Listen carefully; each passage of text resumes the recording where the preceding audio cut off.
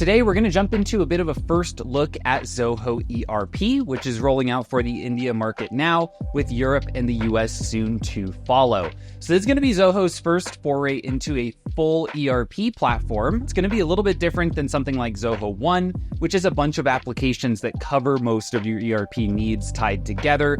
This is really like one platform to rule them all inside of that individual application. Let's jump on over to the website and take a look at some of the core features and benefits of the app. Here we are on their site. This is kind of their new website for ERP. The big thing here really is a couple things. One, if you've used an ERP in the past, something like a NetSuite or a Fishbowl, etc., you probably know they all feel very dated. One of the interesting things with Zoho is building theirs now rather than, 20, 30 years ago, the ability to make it much more modernized, a little bit easier to learn, hopefully. I know that things like NetSuite are a bit of a bear to get your hands around when you first start to interact with the platform. And then lastly, they really have a big emphasis here on integrating AI directly into the product so that you're not having to try to get data out, put it into some chat tool, and then get the insights there. The idea is that everything will be built into one environment. Now, kind of the core things that any ERP platform are going to need to do for you are summarized in this section here. So things like your core financials, this is like your P&L, your balance sheet, supply chain management. Where's all my stuff, right? Is it in a warehouse? Is it in a truck being brought somewhere, right? You need to know exactly where everything is at all times. Payroll and people management. So this is essentially your HR platform plus your payroll platform built into one environment. Billing management. So anything related to your accounts receivable, whether that's just like normal invoicing, maybe you have subscription services, maybe you're selling physical products, maybe it's services. All of that will need to be handled in the billing management platform. Omnichannel Commerce. So for those of you who are selling physical products, you need to be able to sell those in a store, via e-commerce, out of the back of a truck, who knows, right? And so you need to be able to set up every different channel that you have to support any of those commercial activities. And then lastly, everything related to spend. So any type of cash out, whether that's procurement, payroll, or expenses, those are kind of the big three, right? Procurement being that purchase order to bill process. And so really, these are those core areas where an ERP should be able to cover what you need. We're going to go through each of those just at a high level, right? So things like your core financials, like I mentioned, that's like your core general ledger, your chart of accounts. Your assets, this is actually something that Zoho Books has always struggled to manage a little bit. You do your asset depreciation via a recurring journal entry, but it doesn't quite feel like how you would expect it. Of course, you're going to be able to do your reconciliation and close out financial periods and then handle any compliance or tax management processes. This section here, honestly, I'm expecting it to look and feel a lot like Zoho Books when we get in there, right? Setting up our GL codes, setting up our different revenue recognitions. This is kind of nice, being able to set up rules on how we want to recognize revenue. Managing assets, this is a big one. Again, if you have assets, you've got like a forklift, right? Well, you want to be able to go into a place, put that asset, and then define a depreciation calendar for it so that you can harvest the tax benefit. And so here, rather than doing this in books where you'll need to do just the recurring journal entries, this is kind of like a nicer way to do that. And then, of course, your reconciliation and closing out formally a period for audit. So again, core financials, that's a need to have with any ERP platform. And I would assume a lot of that functionality here is going to be kind of inherited and scaled up from Zoho Books.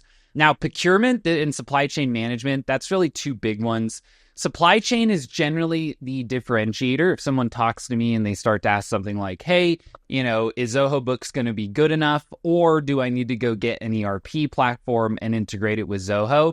Generally, a lot of my questions, if we look at these big 6 categories, a lot of my questions that are going to inform whether or not you need an ERP versus just an accounting tool do get into supply chain, right? And there's a couple big ones in here, particularly manufacturing, warehouse management, that are the big make or breaks, right? When we start to look at, Zoho Books and if it's going to get the job done, right? So in terms of your supply chain, of course, you're going to start with sourcing products and purchasing them. The big one here that I do want to highlight is manufacturing. That is something that Zoho Books right now just doesn't really manage for you. If we think about the closest option in Zoho Books and inventory to a production workflow would be the creation of an assembly, right? The problem is that an assembly is just assembled, right? I didn't clap there because it'll spike the audio, but it's like it is all the raw materials and then boom, it's done. It's a finished good.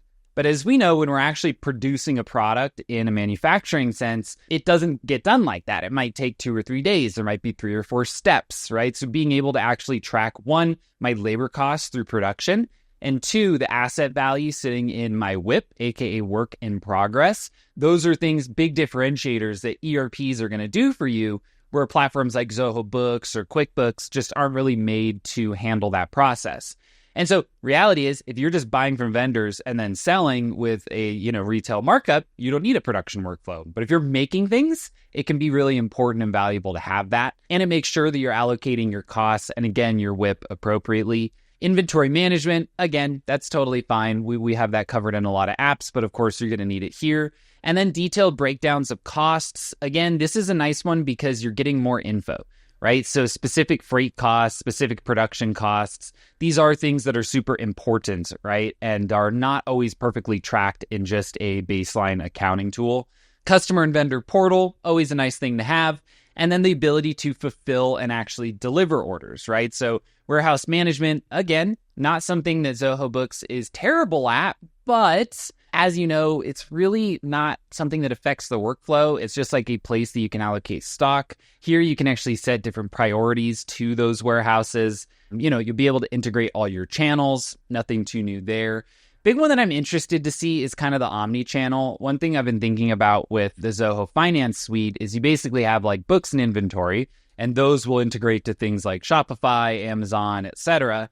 And then separately, you now have Zoho POS, which would allow you to do like an in-store sale. Well, it would kind of be nice just to have all those running through one platform, right? So I'm interested to see how that looks, or if it's still a scenario where you're going to use POS for that in-store, sales process. Before we go on, I do want to ask, if you find the video useful, be sure to like and subscribe down below. Totally free way to help us out. While you're down there, leave me a comment on which ones of these features you are most excited to get your hands on, and head on over to Zanata.com and click on Book a Meeting if you'd like to talk about how we can help you implement your Zoho install.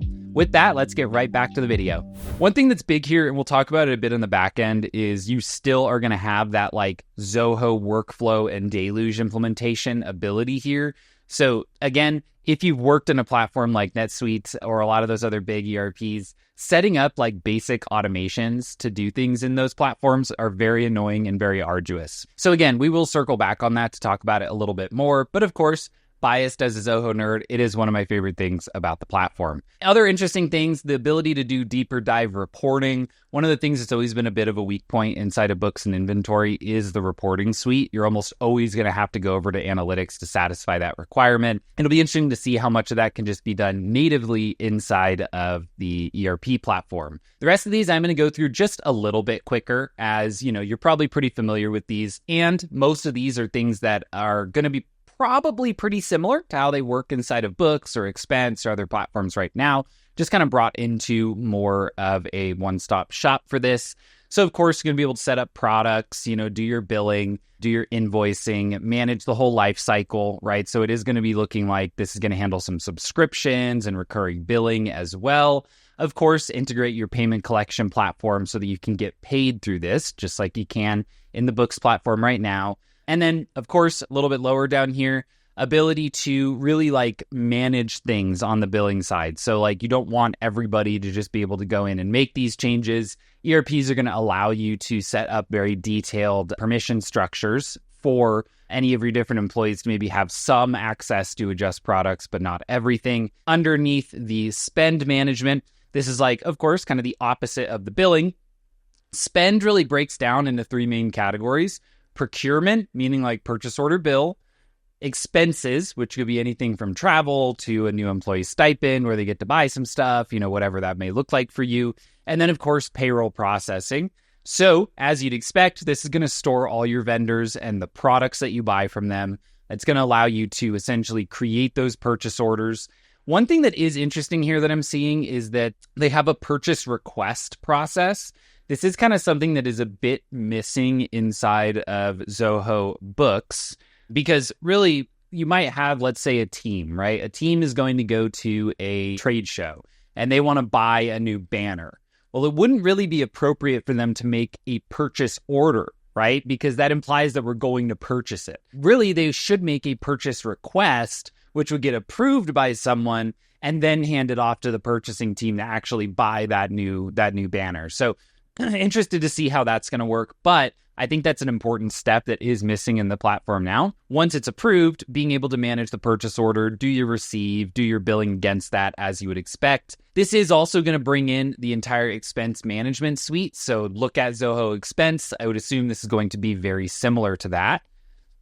And then lastly, actually baking in the payment process into the ERP, just so that you know that when we're actually going to make a payment, we're matching an invoice, a purchase order, a receive, right? We're able to make sure that we're paying for the right thing and not erroneously paying for stuff that was never approved. So really interested to see just the kind of spend management platform expanded, right? And then lastly, of course, like we mentioned, you're going to be able to track all your employees, run your payroll, do your leave and attendance even through here, manage the direct deposit of salaries, have all your employee records, right? So really managing all of the financial information related to the HR platform. It will be interesting to see how much of the Zoho People functionality this gets. A lot of the times with an ERP, it's not really like the HR management tool that like the user would really think about in the way that People is. So I am curious to see just how much of that they bring in, right? I'm talking about things like your performance improvements, your goal setting, right? Your onboarding. It'll be interesting to see how this kind of stacks up with Zoho People. And then lastly, of course, Omnichannel Commerce, whether it's in-store, via a online platform, via a, outbound sales process where we're giving people phone calls. You really just want to be able to manage any of those different sales channels. And all of those, of course, are going to be supported by Zoho ERP. Now, one last thing I do want to mention here is, of course, we have to throw the bone to AI. One of the things that will be interesting here and is the ability to actually bake in AI into the product. So I'm going to go on a bit of a tangent here. We use ChatGPT a decent amount internally. It writes little snippets of code for us, kind of does different odd jobs. But I will tell you, I feel like for me, I've kind of hit a point where each upgrade to those chat tools feels like diminishing returns. I hadn't really been excited about using AI for something in a little while. Then I made a presentation in Canva using AI, right? Their little baked in AI tool. And it was pulling from templates and it kind of knew its job, right? It was baked into Canva. It knew it was there to do visual design, make presentations, do that type of work. And it was awesome. It saved me a ton of time. It was really, really valuable. And it got me thinking about, in this type of scenario, having the AI actually tied into the application and have it already have a lot of contextual information about that application, it can be a lot more useful than just like taking data out of, NetSuite, handing it to ChatGPT and saying like, how do I do better, right? Well, like ChatGPT doesn't have a whole data dictionary of what everything means in what it's being handed. It's going to have to make assumptions. It doesn't have access to live data all the time, right? You have to like run that process.